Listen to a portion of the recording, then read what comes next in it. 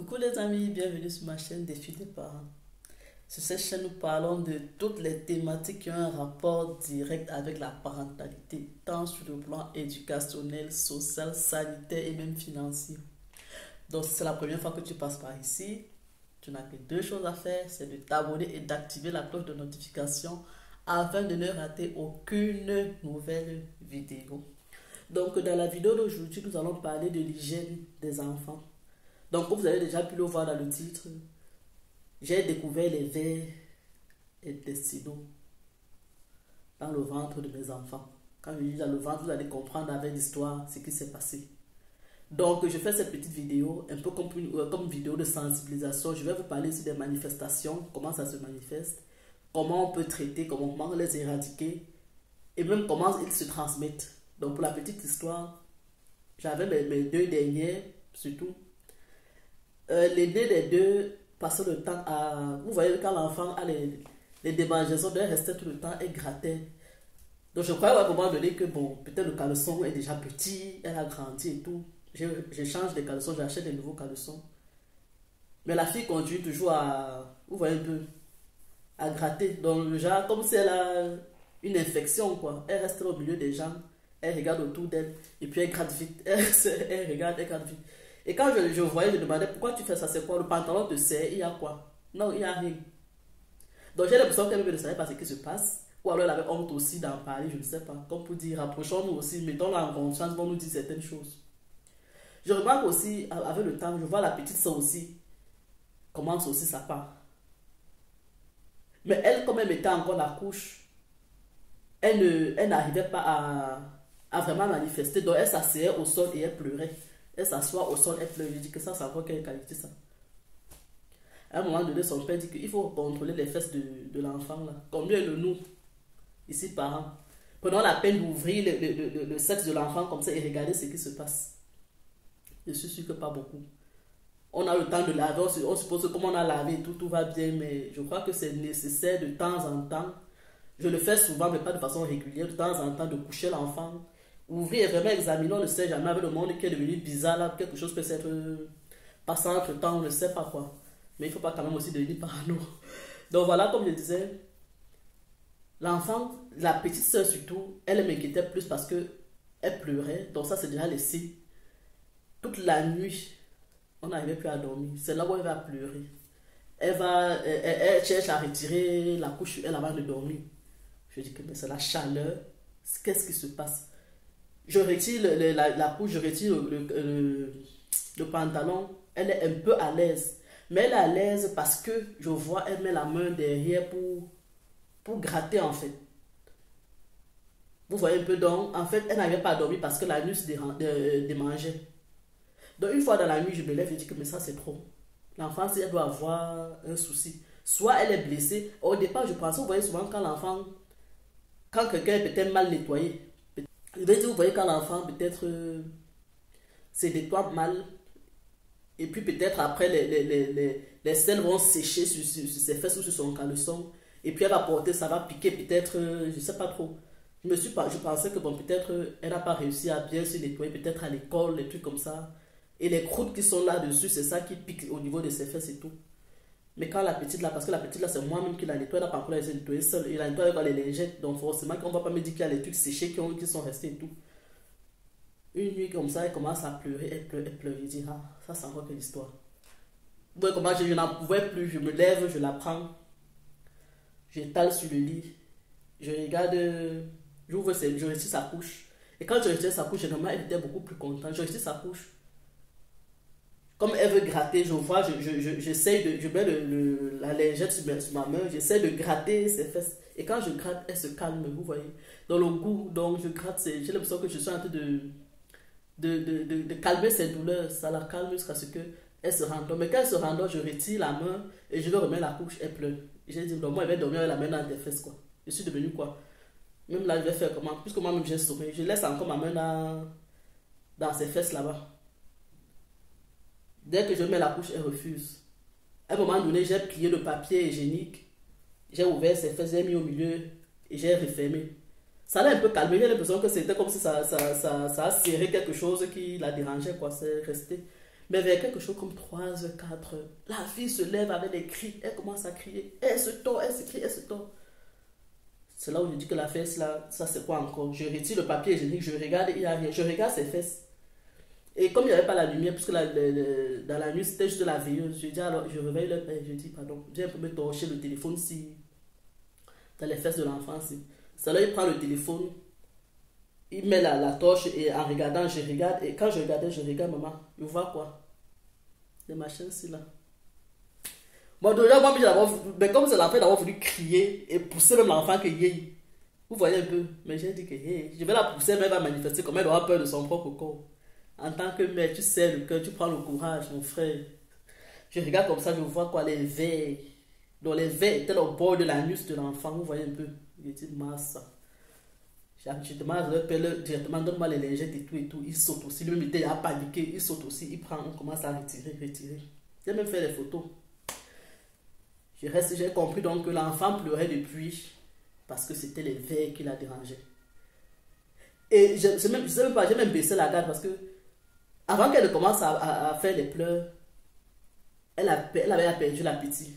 Jusqu'à ce qu'on a demandé au médecin qu'on veut les super appétits pour elle parce qu'elle ne mangeait plus, vous voyez. Donc tout ça c'est les signes. Elle a perdu l'appétit, elle maigrissait et sa peau aussi ça séchait, donc la peau séchait.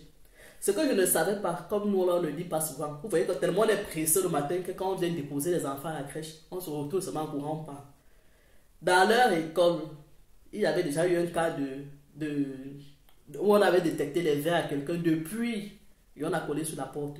Quand je dis depuis, c'était vraiment depuis plus d'un mois avant que je ne fasse ma propre découverte. On avait collé sur la porte de la crèche. Est-ce que moi, Elisa, alors? Donc, c'est après maintenant, quand je les amène, parce que le matin, là, quand j'ai vu comme ça, je les amène chez le médecin et j'appelle l'école pour dire ils ne peuvent pas venir parce que j'ai découvert dans la nuit qu'ils ont les vers et il faut que j'aille à l'hôpital et tout et tout.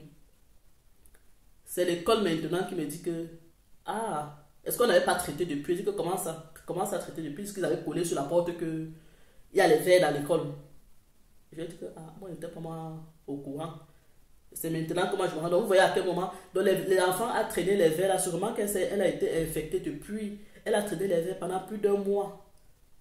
Donc, les vers ont eu le temps de pondre. Et d'après les informations que le médecin m'a données, il dit quoi? Il dit que les vers, vous voyez, c'est plus dans la nuit que ça déclenchait. En journée, pour sa grande soeur, ça faisait du genre, ça démange un peu. Parce qu'elle était toujours en train de faire comme une fille là, qui est en train de commencer ces machins-là. Donc, ça démangeait un peu, mais elle canalisait. Mais dans la nuit, c'était... Je sais pas. Donc, le médecin m'a expliqué que, en fait, dans la nuit, les vers là, eux, ils partent au niveau de l'anus. Ils migrent au niveau de l'anus. On appelle les vers là, sont les oxyus. Ils sont pas très longs. C'est petit comme ça là. Ils migrent au niveau de l'anus. Et c'est là-bas, là où la peau froissée de l'anus, là, au niveau du rond, là, l'endroit froissé, c'est comme ça là. Donc, c'est un peu quelque chose comme ça. Je sais pas si vous voyez. C'est un peu comme ça. Et c'est au niveau là qu'ils déposent leurs œufs. Donc chaque nuit, quand vous voyez écrire, c'est parce qu'ils sont en train de migrer là-bas. Et c'est là-bas qu'ils s'entassent, les femelles, elles pondent leurs œufs. Et elles repartent. Donc le danger qu'il y avait, c'est que elle a eu la chance parce qu'elle grattait et elle grattait vraiment avec le frottement et tout. Parce que ce qu'il m'a expliqué, c'est que si ces vers-là migraient, parce que quand les œufs là, après ça éclore, non, ça devient les vers. Si ces vers-là migraient au niveau du vagin, ça pouvait lui causer même une vulvite, il allait connaître. Ouais, vous restez comme ça, on entend seulement que l'enfant ne peut plus faire comme ça, là, vous demandez que l'infertilité se sort, l'infection se sort et tout. Alors que c'était juste une affaire de parasite que l'enfant a traîné pendant longtemps. Donc il nous a donné le traitement pour les deux filles, comment on devait faire pour éradiquer.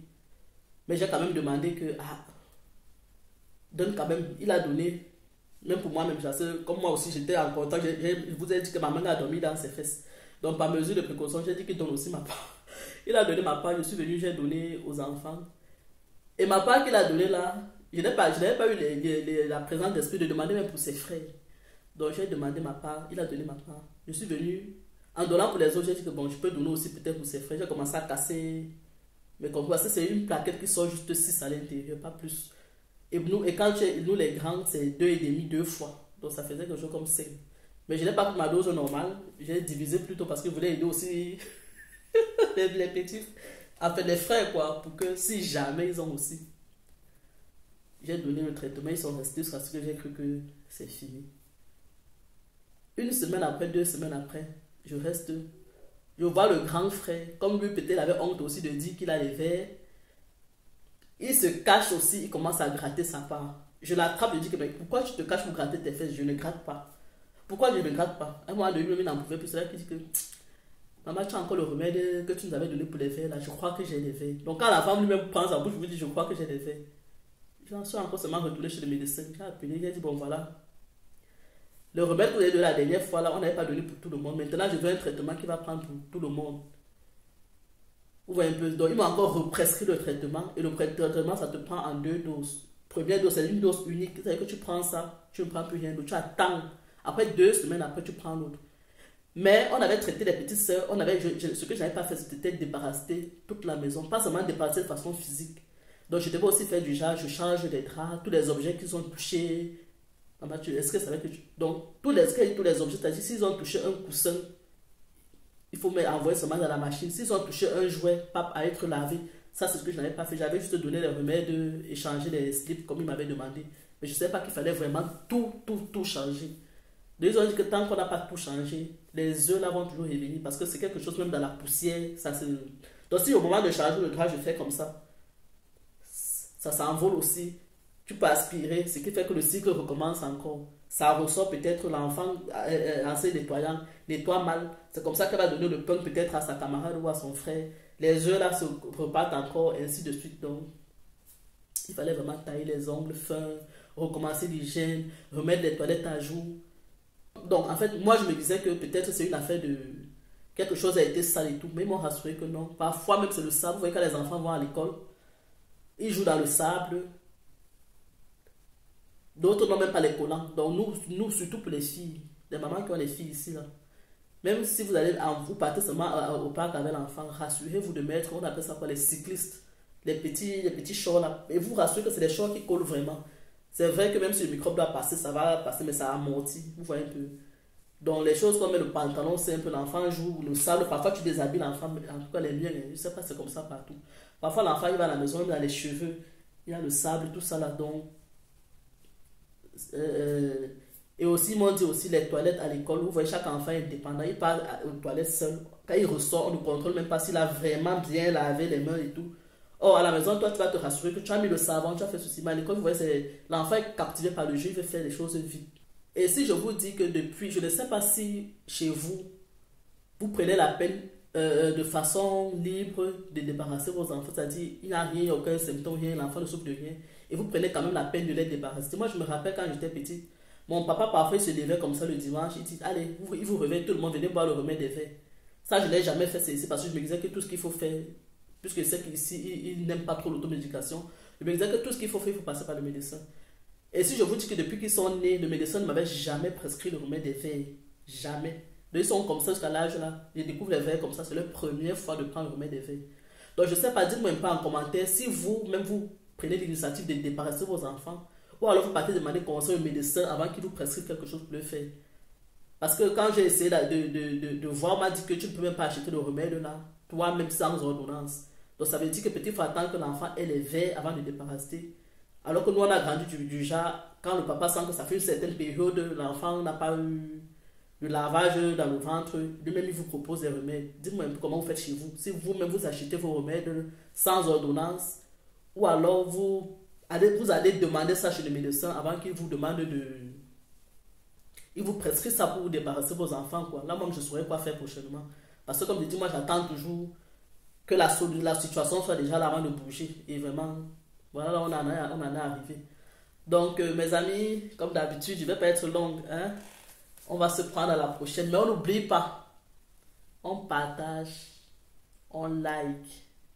Hein, ça motive, on encourage. Nous sommes là pour le partage, n'est-ce pas? Alors, allez, on se prend par la tête. Ciao, bisous.